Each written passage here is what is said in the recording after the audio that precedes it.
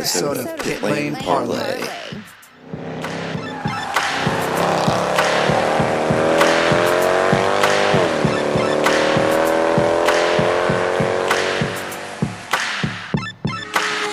Welcome to another episode of Pit Lane Parley. My name is host Mike Chokum. Jess and Matt are joining me.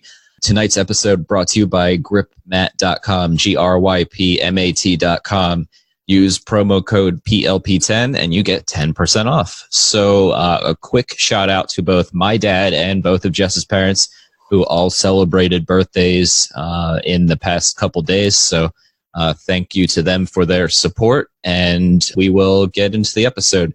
Starting on a somber note with the unfortunate passing of Anthoine Hubert in the F2 feature race on Saturday. Pronounced dead probably an hour or two, unfortunately, after the crash.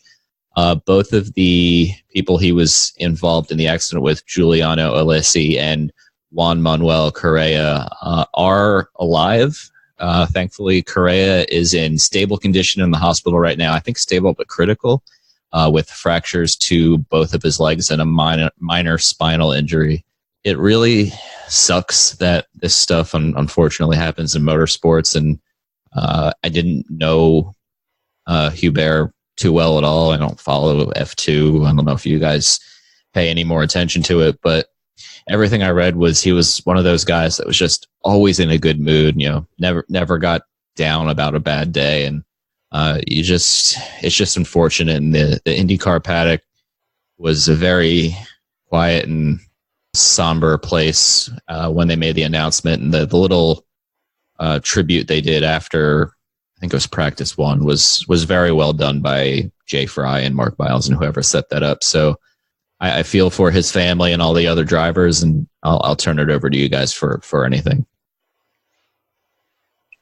Yeah, just thoughts are with everybody involved in the accident. I'm sure it's weighing on them extremely, and also, just everybody's family and friends who are involved too. This is just as tragic for them as it is for the guys on the track. So I'm just sending them well wishes and hope that everybody can heal up and kind of move on.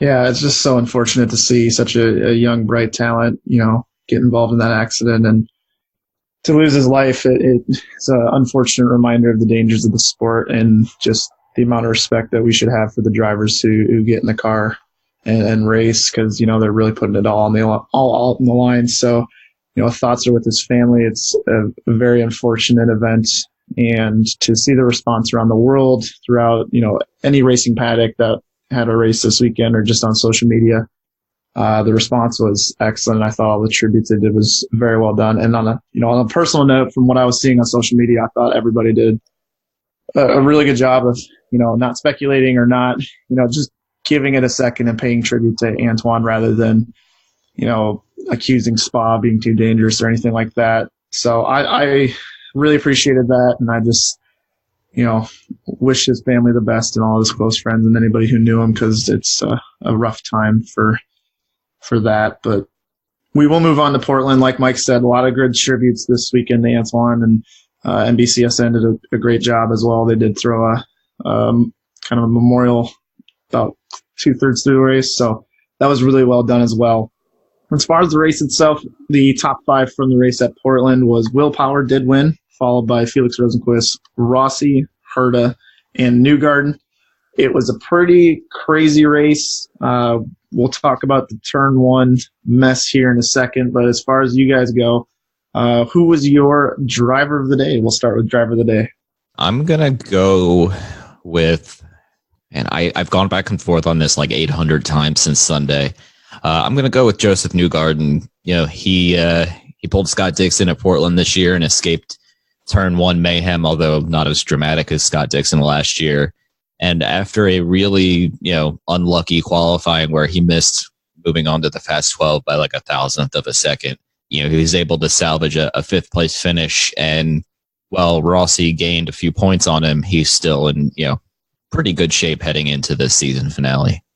I'm going to go with Herta. I know that sounds a little strange since he did move backwards. However, watching him hang onto that car when he had no tires left at all was impressive. And then just, seeing him be able to fight back and get back up to fourth, I thought he did a really good job, and frankly, it was needed.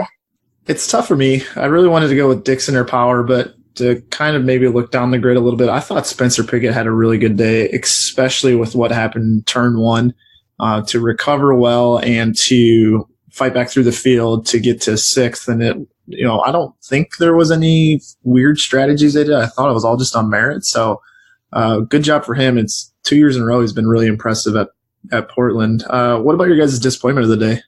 Graham Rahal. Even I don't if need to touch on that too much, do we? No. Even if if you get by Zach Veach there, you're still not making that corner, and you're still going to go careening into the overshoot area. So just I think I can just leave it at that. Do we have to pick anyone else? Because should we just say Liam Rahal, move on? Because I kind of want to just do that. We can do that. That's like a Pit Lane Parley first if we want to do that. I mean, there's only one other person that I feel like could get it, and I mean, he basically did the same thing, and that was Ryan Hunter-Reay. So, gosh, that's pretty fair. I mean, this is the easiest disappointment of the day of the weekend ever. Yeah. Can't even do Marco because he was actually having a pretty good day. Yeah, I don't know. I mean, you can do disappointing in like it wasn't their fault kind of way, and as far as maybe like Scott Dixon or Santino, where they were running fine. Dixon was more than fine. Santino was kind of mid-pack, and to have a mechanical failure, that's disappointing in a sense, but it's not like we're disappointed in the driver, if that makes sense. But yeah, we've touched on lap one. Not going to humble brag that all three of us predicted this would happen, but we did predict this was going to happen. For those who missed it, Rahal, kind of like Mike said, hit Veach, kind of just missed his breaking point. Veach got careened into Daly, Hinchcliffe, and Pigot. Sato was going through the runoff area, and I believe he clipped Hinch, damaging his suspension. And then in the back, Pagano was kind of harmlessly spun by Max Chilton, but they were both fine. Kind of the focus on that crash was Joseph Newgarden was in the back, and like Mike said, kind of pulled a Houdini and got out of there without any damage, kind of just lingered back there and slowed down significantly to avoid anything. So good on him to get out of that. As far as the crash itself, Mike kind of touched on it that he may have not made the corner, but what are your thoughts on the crash? Were you guys disappointed, bummed? Were you not surprised? What are you guys thinking? Not surprised at all. Obviously, we created that dumpster fire monkey flag for a reason. This is it. So not surprised at all, but disappointed, yes, especially after, we basically just had the same conversation after Pocono about like how they really need to just chill out on the first lap and just get through it and then make their race. And it was disappointing to see, some veteran guys in there make really poor decisions. Yeah, definitely, unfortunately, not surprised. I wanted to be surprised, but I mean, I don't really know what else to add other than, what Jess said. The Pagano and Chilton thing, I think, was, probably Pagano and Chilton trying to slow down and avoid the damage, and thankfully they were able to continue, and thank God Spencer Pigot was able to hang on there. But you really have to feel for the Schmidt-Peterson guys. Conor Daly has perhaps, he has a great qualifying, perhaps his biggest non-Indy 500 race of the year, and makes it 40 feet before he gets crashed into. James Hinchcliffe has been crashed out with no fault of his own 3 races in a row on the first lap now. 3 of the last 4. 3 of the last 4, thank you. It feels like he's done that for the last 6 races. And you just kind of, when it's not your fault once, you go, all right, it happens, you move on. 3 out of the last 4 races, you have to feel some terrible luck. Well, I feel like it was pointed out on Twitter that there's been 4 5-car crashes in IndyCar this year, and 17 of the 20 cars involved have been Honda cars. that's just some brutal luck. I wish I could have placed a bet on that one. No, I know. Like, what are the Vegas odds on that? It would be like 1,000 to 1. Hope you put $10 down. So that's insane. And just the Schmidt-Peterson, like you're saying, like that's just terrible luck, especially for Conor Daly, which we will touch on later on in the show. But is some talking points after the incident. We shared our thoughts on the crash. But as far as one thing I had pointed out on Twitter was that this is the third time Ray Hall has caused a lap one, corner one accident since the new cars came out in 2018. I'm thinking Long Beach last year. He hit Pagano into the wall. He hit Piggott at the start of Pocono last year, and then now this one. So there's two schools of thoughts. There was first, should there be any sort of like probation or some sort of punishment for Graham Rahal? And second, do you think IndyCar should look at standing starts for Portland? So I'm going to answer your second question first, just because I was reading the standing start article that David Malsher wrote about talking with Jay Fry earlier this week. Standing starts at Portland is definitely something to look into, because it would probably solve the turn one issues. But the first point I think is kind of interesting, and I know Patreon subscriber Mark Van Niekirk asked me for my opinion as well. I don't know about, as a repeat offender of lap one crashes being placed on probation, but if maybe to, get guys thinking, and I'm spitballing this idea that I thought of earlier today, if you cause an avoidable contact penalty that sends somebody out of the race, you should be on probation, whether it's the first lap or the last lap. It's just maybe a way to get guys thinking more. And I'm kind of, I know that idea needs some work, but it's something maybe they could consider for the future. I'm trying to think of how your idea would work, because the only problem is that that's going to be, up to a human to decide whether it was avoidable or not. And sure. Of course, then everybody's going to argue it. So that could be a real sticky situation. Do I think that there should be some sort of probation for this particular incident? Not really. Do I think that he definitely needed to use some better judgment? Absolutely. But I don't think he needs to sit out a race or anything like that. I think it's just, and we kind of touched on this before, I think it should be just a race by race, looking at each incident and kind of making the call after each incident, whether there's some kind of penalty at the next race or monetary fine or whatever it may be. As far as do I think standing starts should happen, I would need to do a little more research into how this new engine is going to work, because I feel like the reason that they didn't happen was obviously what happened at Indy GP, and guy that we won't name bogged down his engine. It died, and well, it was then a melee. So it would be interesting to see, though, because I don't think that being able to start your car from in the car would actually save you from bogging down the engine in that situation. So you would still kill the engine and then have to restart it, which would be very difficult to do in like 1 second before you got run over. So I don't know. It would depend on if they were able to work out that. But I personally like the rolling starts. So yeah, I do too. I think standing starts, in my opinion, would only be useful at a place like Long Beach, just because the formation is always kind of a mess given the hairpin. As far as Rahal, if they kept like a running log of these kind of things, or even like the F1 system where you get like a point or something like that, because it just seems like I don't want to delve into what we may have saw in the late 2000s and early 2010s, kind of that era, because it just seemed like drivers like Takuma Sato or EJ Vizo, or just people who were repeat offenders. I don't know if anything ever happened to them, even though they would, wreck someone every 3 or 4 races. And to me, I just don't want to see that happen. And I feel like we're kind of trending that way, as Mike touched on. Hinchcliffe himself has been wrecked 3 of the last 4 races on the first lap. And I don't remember a time, especially within the last 3 or 4 years, where we just continually saw these kind of lap 1 crashes over and over again. So I don't know if it's like a respect thing at the moment or drivers are just not thinking, but really hope they can calm down, especially in the first laps, because we're seeing some good cars getting taken out right away, which is kind of a bummer.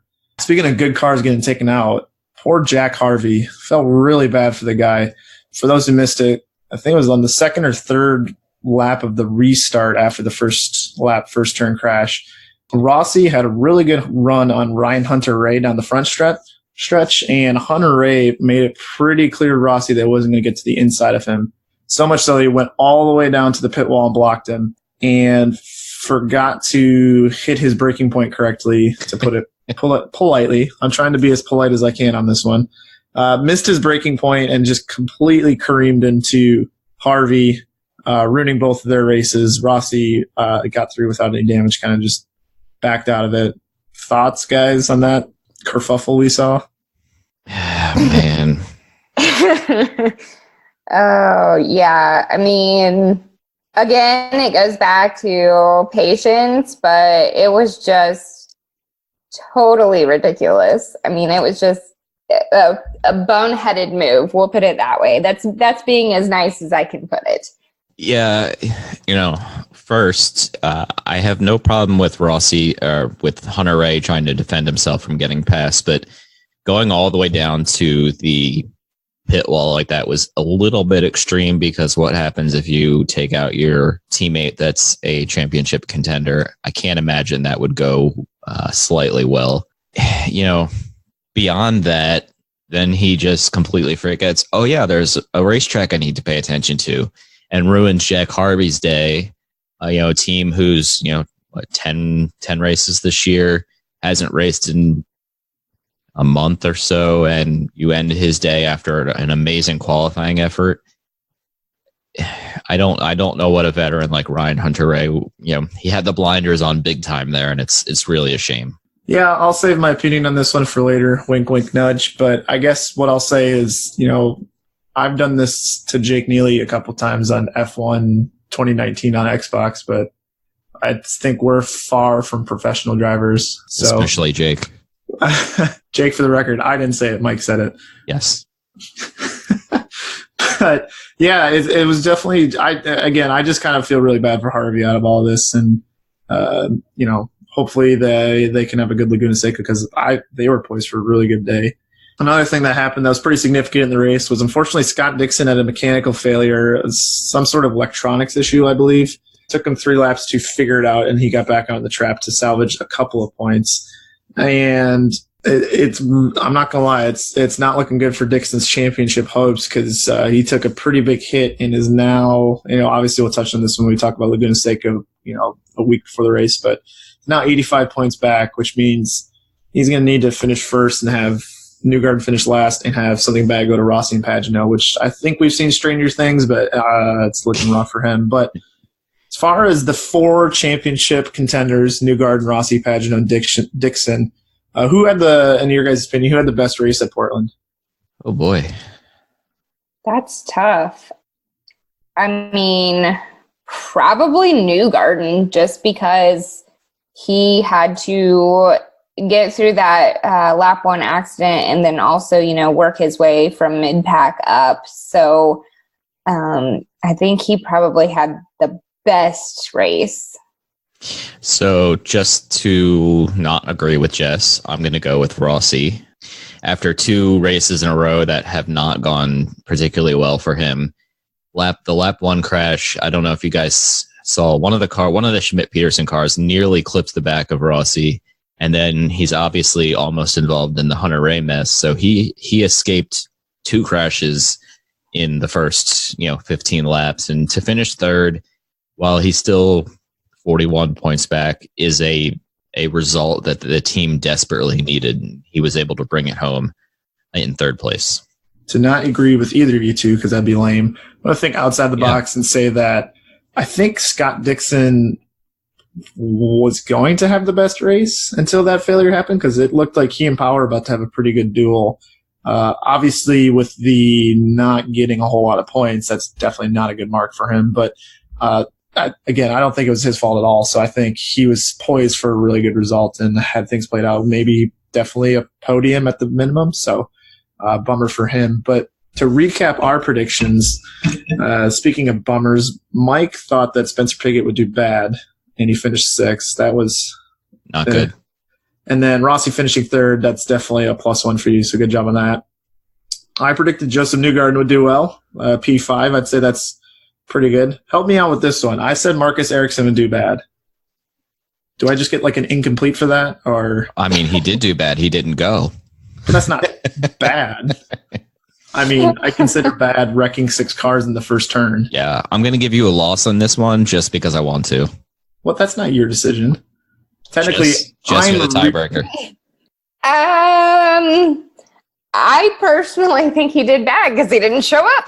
Gosh. Yes. Unreal. Well, Jess won, in my opinion, because Bourdais finished 9th, top 10. That's good-ish. And then Scott Dixon did bad. I mean, she went out on a ledge and said Scott Dixon would do bad. Whoever does that and gets that right. Yeah, Jess wins this one. So Woo. I'm fine okay with with that. losing as long as we establish that Mike did not win. Yes, I did not. Anyway, we'll move on from that. Great race. Really, love being out in Portland. The whole keep Portland weird thing is very accurate. Oh yeah, what was your thoughts from the track? It's a very nice facility. It's huge. It's very confusing to walk around, but the crowds was great all weekend. Even from the drop of the hat Friday morning. The city itself, I didn't get to do a ton of exploring, but I did get to check out a pretty cool brewery with our pals Fo Will and Stephen King Friday night, I think it was. So that was a lot of fun. It was a great place. I'm excited to head back there next year. And on that note, just a quick shout out to all of our awesome Patreon subscribers, including Stephen King. Their support each and every week is fantastic, and keep up the Twitter chat. There's plenty of ridiculous conversation going on all the time there. With that, it is time for me to stump you guys, and I think I'm going to stump you guys this week if I'm allowed to be cocky right now. Oh, jeez. So, with the return of Richmond International Raceway in 2020, I'm going to take a look back at Richmond in the 9 previous races that IndyCar ran there. The winner of the race only started outside of the top 4 once. Can you name the driver, and can you take a stab at what starting position it was? And remember, this is the early 2000s. Sam Hornish. No. Dario Franchitti. No, both have won, but both Franchitti was on the pole and Hornish was 3rd. Dan Weldon. You got it. 2004. Isn't that the year he started like the last row or something, like 20th? He did start 20th out of 22nd. What do I win? You can't take that L from me. No, you won. You won. I don't know, a high five. Yes, I'll redeem that next year. Or can I win some sort of craft single something? No, definitely not. All right. Oh my God. So speaking of which, this is like totally off subject, but I forgot to text you. I was walking around US Nationals on Monday and somebody had taken a craft single off of something that they bought and just thrown it on the ground. And it was like almost 90 degrees and that bad boy did not melt. It was just laying there. Is that illegal? Can you throw craft cheeses on the ground in some states? I feel like that should be highly frowned upon. I didn't see the person throw it on the ground. I walked by the aftermath, but it was laying on the black pavement. It should be about 120 degrees, and that thing was just laying there like it had just come out of the package. Now, you can fry an egg, but you can't melt a craft single. The only which thing is terrifying. The only thing that would survive a nuclear bomb would be cockroaches and craft singles. Telling you, my fridge dies, I'm set. Oh, God. On that note, okay, I am going to play the jingle, and we're going to let Jess start the Joker Lap.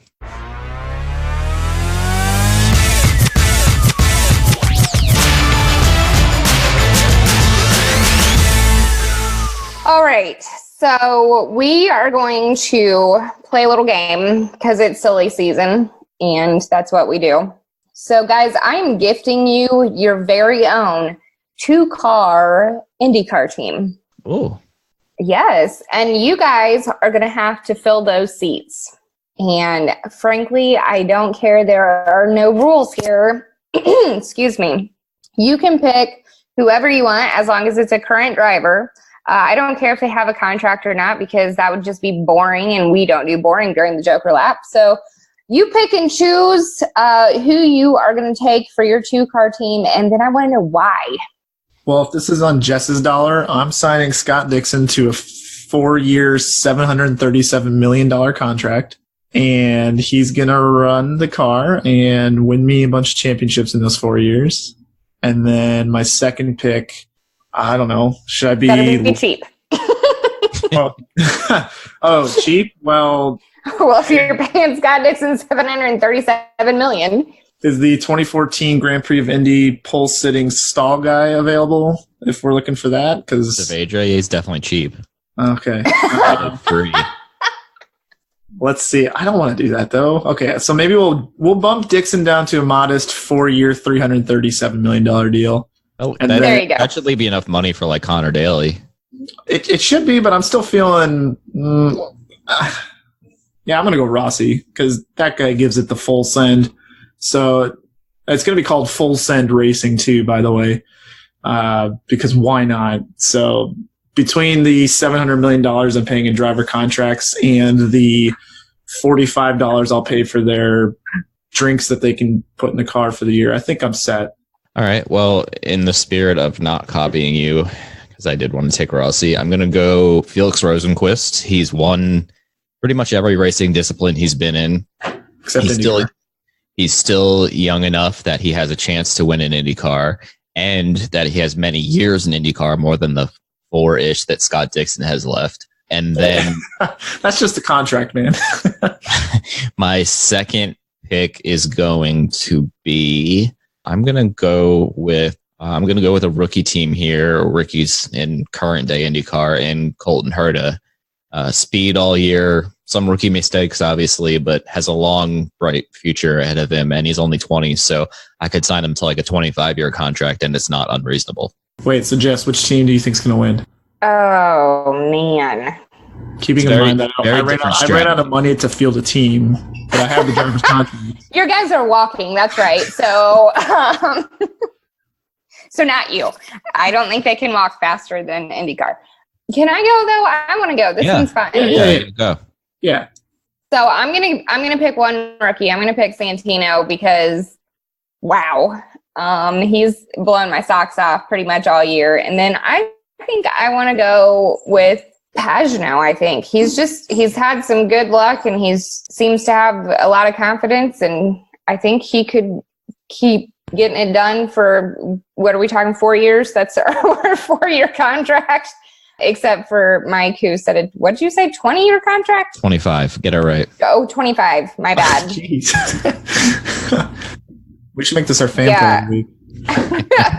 I like it. So, yeah, I think all three of us have a good chance to win several races next year. Wait, the important question, though. Not thinking sponsorship, because that would be too realistic and forethinking. Yeah, this is so fake. Yeah. But what would the base color of your car be? Ooh. Because, like Carlin's is always like, a deep blue.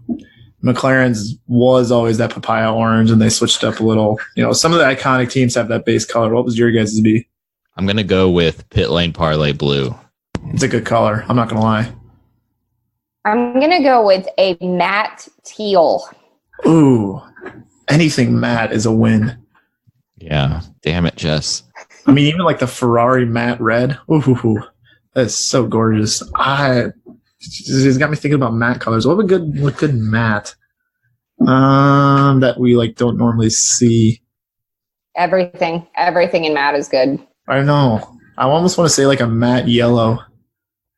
Ooh, that'd be interesting. Something that pops, or like the neon green shoes that I have, something like that. Basically, like Pagano's car, except matte. All right. I can dig it. I'm intrigued. All right. So on the rookie note, because we just talked about pretty much every rookie except for one, Marcus Ericsson, as everybody knows, he was not in Portland. He got called up by Alfa Romeo to kind of help out because Kimi Räikkönen had wasn't it a pulled muscle of some sort? I believe. I thought it was I heard the rumor that it was some sort of motorbike accident or something, but yeah, it was some sort of muscle injury is what they called it. Yeah, I couldn't remember if it was a torn muscle or pulled muscle, whatever. Anyways, he had a muscle injury and wasn't sure that he was going to be able to get in the car. As it turned out, Räikkönen was able to race, and so Ericsson kind of didn't have much to do over there.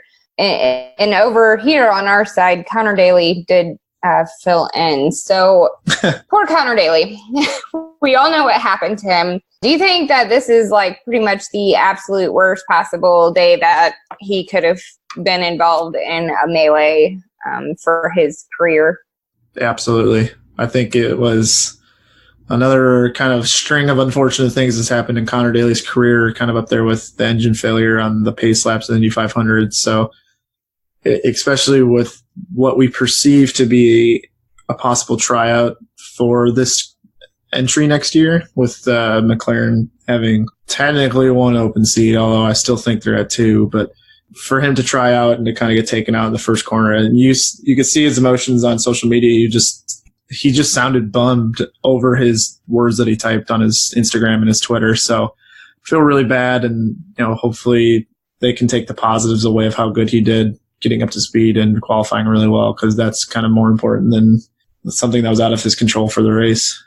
I'm just going to add this. If you don't feel bad for Conor Daly, you probably have no soul. That sums it up well. Yeah.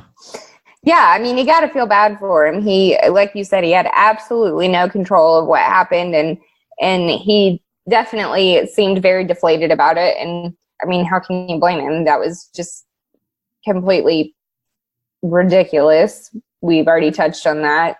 Matt kind of touched on it, but Mike, do you think that it was basically kind of a tryout for the possible McLaren seat next year? Man, I don't know.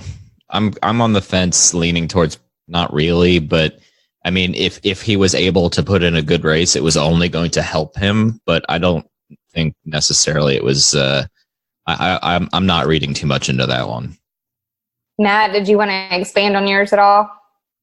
I just don't know. I don't really know what's going on. They're playing their cards pretty close to the chest. I mean, Schmidt did come out and say that Hinchcliffe was going to be back, and I still sticking to my guns that I'm still not sure about that. So, and as far as Daly, I think he would be a great fit at the team. So I don't see, I don't think they picked him as a fluke, but to maybe add to something, or to kind of Mike's argument, is that he's probably the best driver available to come immediately into that seat from what they have as far as options. So it could go either way. It could be a tryout, or it could just be this is just what we had to work with.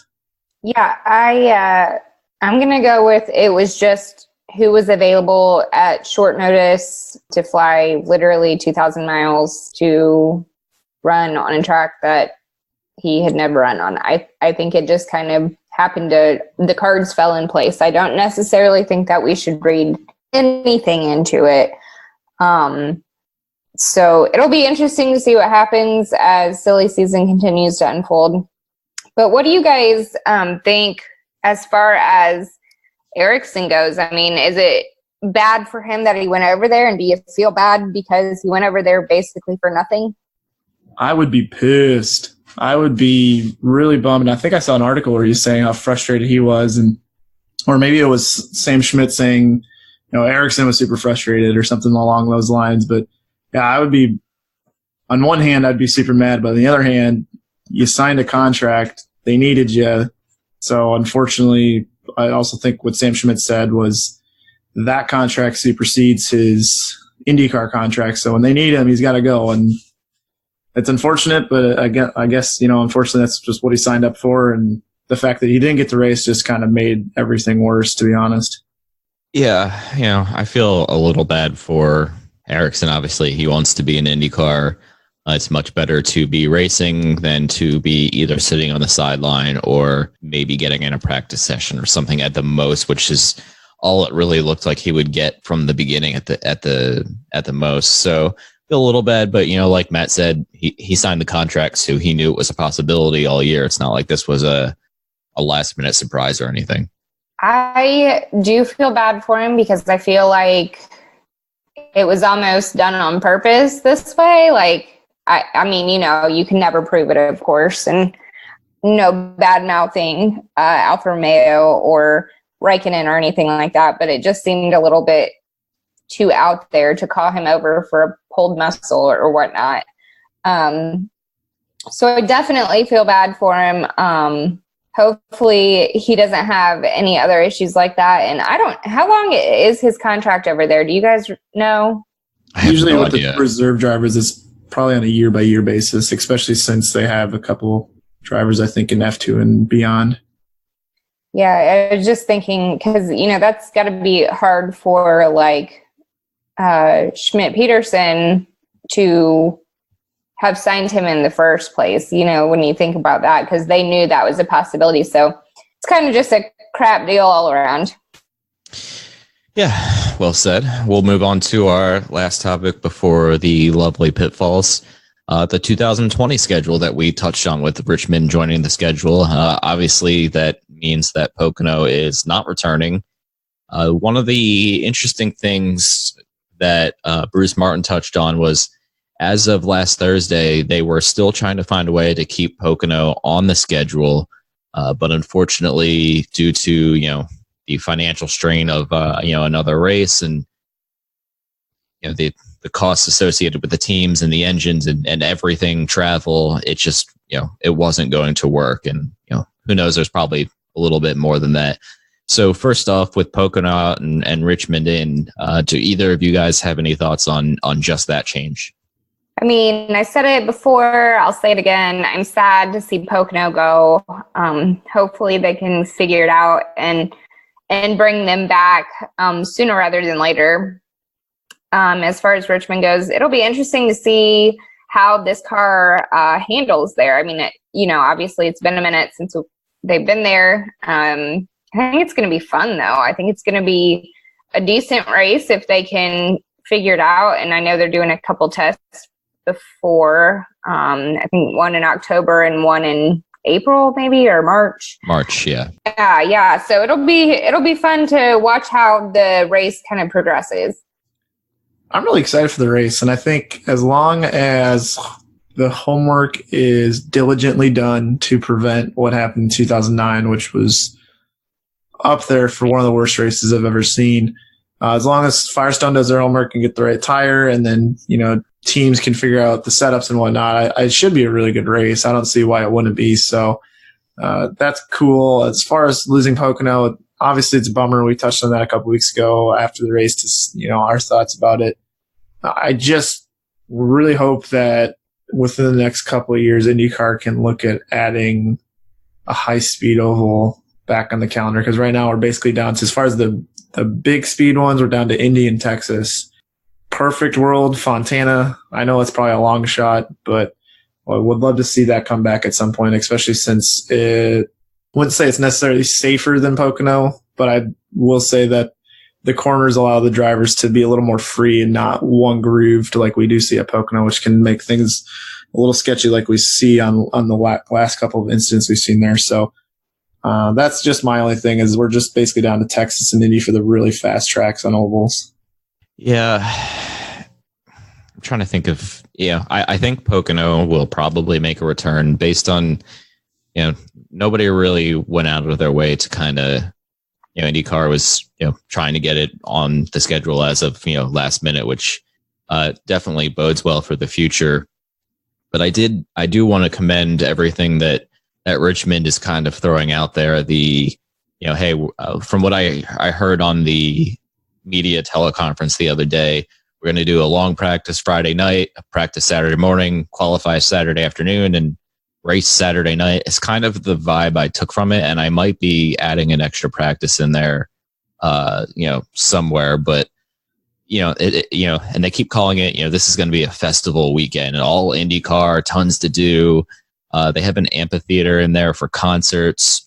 So they are, and they spent $30 million to make the fan experience in the Indian field better. They're, track should be looking at what Richmond has done in order to make ovals successful. I think it'll be a really great atmosphere the entire weekend, whether it's 2 days or 3 days or, whatever. And even if there's no support series, I think it's going to be a lot of fun to be there.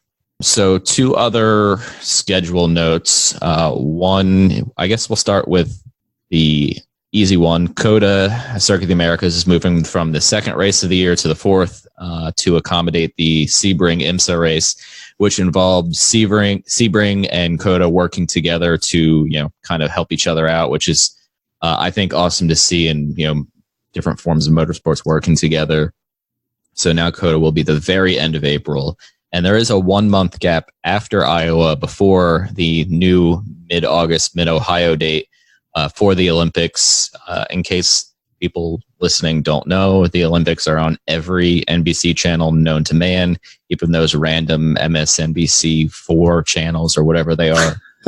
So I know some people were complaining about that, but it is what it is. And I'm sure in 2021, we won't see a month gap. So with that being said, do you guys see any pros or cons of the 2020 schedule? One of the things that I wasn't super thrilled to see, because obviously the Olympics, there's nothing you can do about that, especially if NBC is the one broadcasting your races. The Circuit of the Americas switch with Sebring. I would like to see Circuit of Americas keep their spot, but worst comes to worst, I'm glad they worked it out so that drivers like Rossi and Hunter-Reay could get to Sebring. The one thing I'm super bummed about is having known that they were going to move Circuit of the Americas back. I would have liked them to see.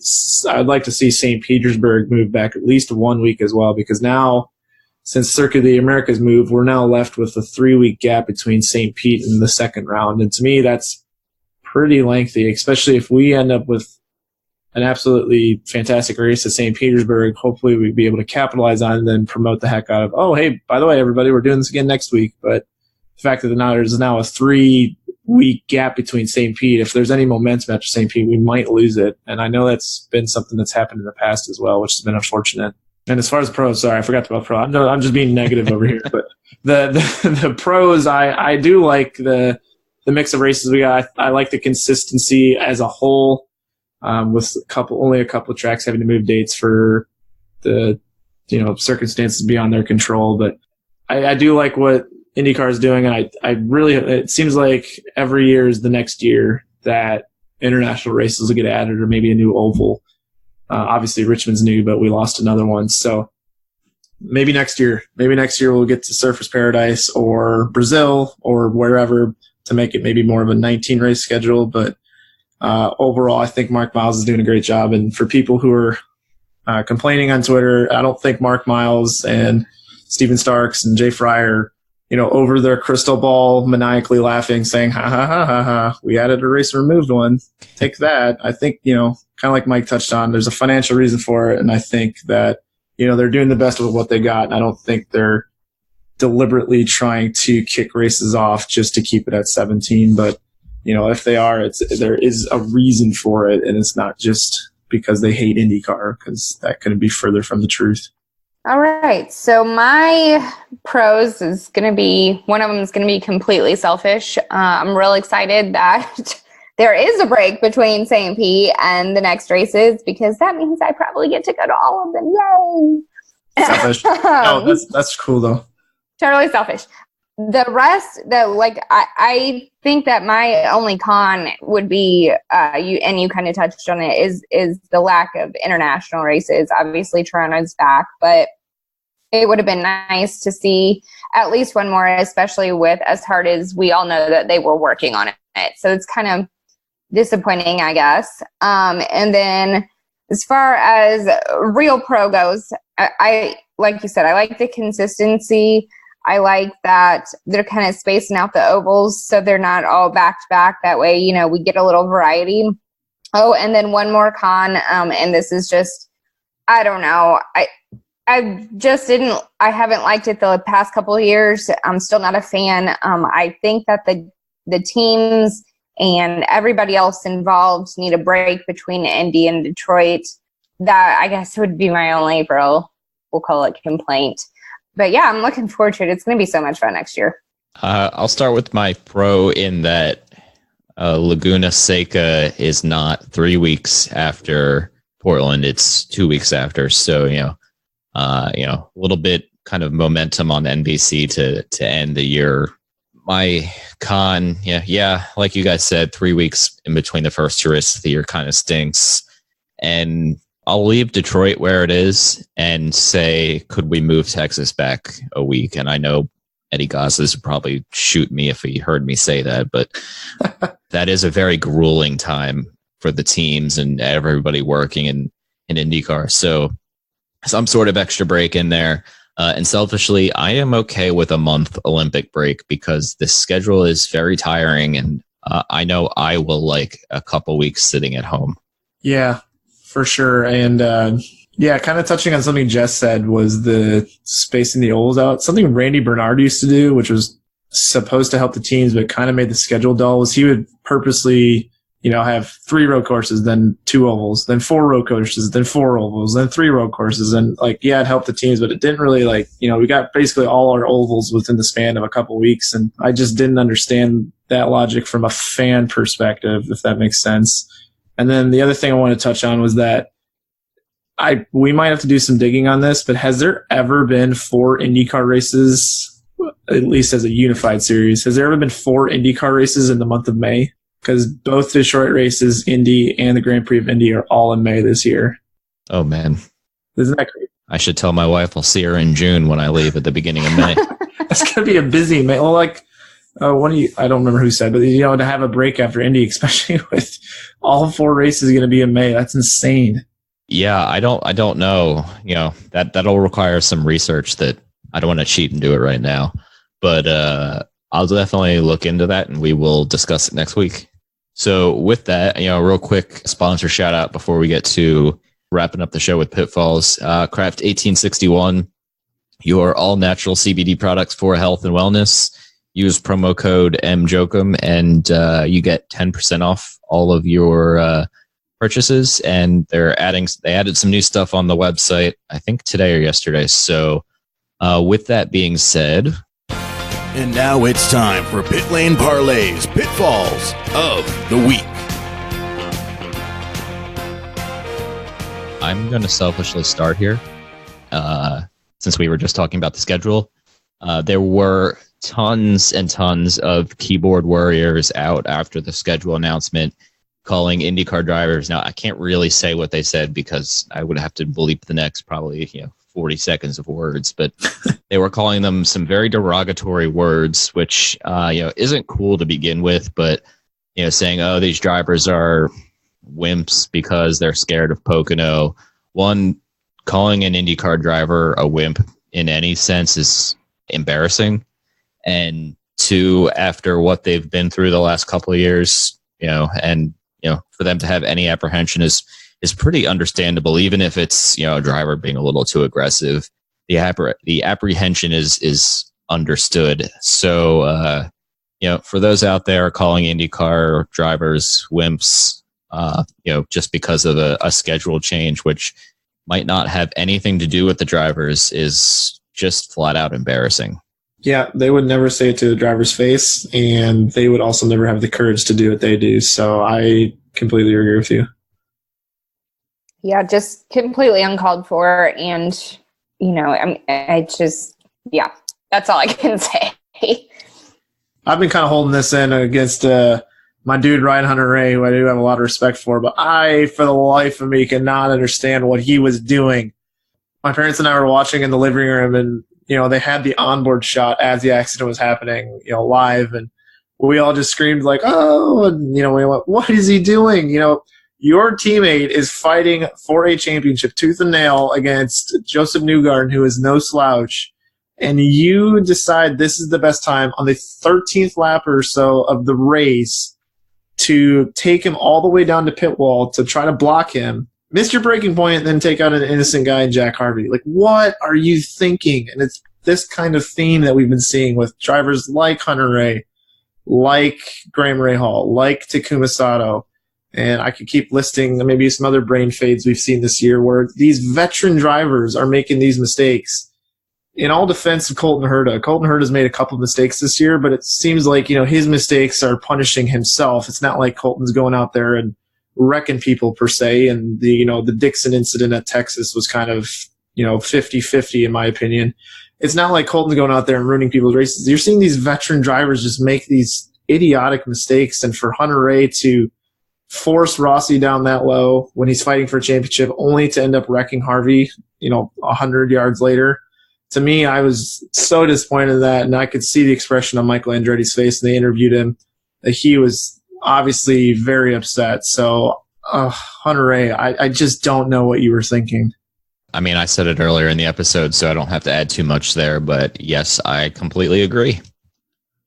Yeah, just boneheaded move, I think, is the words I used, and that's all there is to say. I mean, just think about what you're doing, man. Sorry, I had to hold that in for 40 minutes. No worries. So, guys, I haven't picked on NASCAR in a hot minute, so Yay. It's NASCAR's week. Actually, it's not NASCAR per se, it's NASCAR fans. So, I saw it announced that Dallara is, I can't remember if they're in the running or they actually have already been chosen to produce the Gen 7 car for NASCAR, and I can't remember, 2021? I think it's 2021. I'm so sorry. It's been a minute since I read the article. When it came out, NASCAR fans went pretty much straight up ballistic. They don't want them, racing anything that's not American. I don't know how that still works with the whole Toyota thing. Anyways, it is confirmed that Dallara is going to be the manufacturer of the Gen 7 cars. So now everybody's angry that Dallara is going to be producing them. I'm sorry, what? Do you want your drivers to be safe? Because honestly, I don't think there is a manufacturer who's going to come up with something better if you want to keep your drivers safe. And I know that it will be a big cost to buy the cars initially, but I think in the long run, it will probably work better for them. I did see some people who had actual rational opinions about it, who were upset that some of the fabricators were probably going to be losing their jobs, and that I can understand, but there's still going to be other parts that need to be made. It's not just going to be the body. But it'll be interesting to see what happens. But I personally am all for Dallara going to NASCAR. I think it's going to be a real interesting change for them. Yeah, we're all concerned about driver safety, no matter what form of motorsport it is. I don't personally, even if I'm not a fan of the motorsport, I don't want to see anybody get hurt. So if you're upset that NASCAR is changing body manufacturers for any reason to begin with, that's silly. And especially with Dallara's track record in IndyCar, I just don't understand how you can. I don't know. I'm very confused. Yeah, I guess my only thought is that there's probably plenty of NASCAR fans who are not happy with what they've seen on track this year, as far as just either an entertainment value or just, the racing as a whole last couple of years is, in my opinion, which is very biased against NASCAR, to be honest, but in my opinion, hasn't been that great. Why not try something new? Why not let Dallara, try it, see if it's any good? And, they can adapt it if need be, but just to kind of shut it out because, I don't know, whatever keyboard warrior excuse there is, just to kind of just shrug it aside and say, nope, don't like that. Okay, so are you satisfied with just continuing on the same path for the next decade or so? Because I don't think that's necessarily in the best interest of NASCAR going forward. One of the things that actually Marshall Pruitt wrote about in his Racer.com article was, where is it here? Dallara brings its advanced knowledge in cockpit safety to the 2021 cars. So yes, Jesse, you're right. It's 2021. So the key phrase there is cockpit safety. And I'm just going to leave it at that and let Jess wrap up anything else she wants to say about it. yeah, hopefully people will take a step back and get over their, I don't know, biases or whatnot, and realize that this is, for safety, and it's for the better of the sport, and maybe they'll think about it a little bit and realize that, yeah, maybe this isn't so bad after all. Looking forward to seeing it, though. Seriously. Well, and it's going to be 2021 now that we think about it. F1's got new regulations. NASCAR is going to have new regulations, and IndyCar should be testing the new chassis and engine for 2022. So that's going to be a big year in racing. Yeah, the early 2020s are going to be very exciting in all forms of motorsport. Which is great. Yeah, I'm not complaining. So with that, again, thank you to everybody who's continued to listen. Hope you enjoyed all the extra interviews from Portland. And Jess, feel free to sign us off for the week. And guys, keep your lug nuts tight.